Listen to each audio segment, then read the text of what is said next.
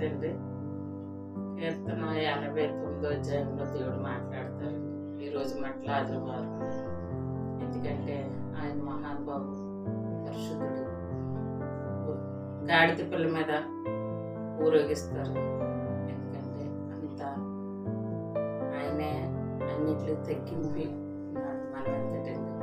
ఎందుకంటే మనం అందరినీ ప్రేమిస్తేనే కదా దేవుడు మనం ప్రేమించింది.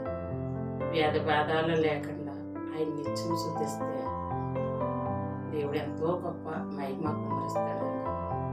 ఎందుకంటే దర్శనం ఇచ్చి దర్శనంలో మనకి బయలుపరిచి దేవుడు ఈ రోజుని ఎలాగా నిలబెట్టుకున్నాడంటే దేవుని కృపేనండి. నిజమైన బైబిల్ మిషన్లో రప్పించుకుని సేవకురాళ్ళుగా నన్ను ఆయన అభిషేకం చేసుకున్నారండి. ఇచ్చిన మాటైనా 2 మాటలైనా ఏ బిడ్డకి ఏ సమస్య ఉన్నా మనం ప్రార్థన చేస్తే వాళ్ళకి సమస్యలు తీర్చి దేవుని దర్శనం చెప్పితే చాలండి, అది జరిగిపోద్దండి. అలాంటి దాన్ని నన్ను ఎందుకు పనికిరాని దాన్ని దేవుడు నన్ను ఇంతలా వాడుకున్నాడంటే దేవుని కోరుకున్నాను.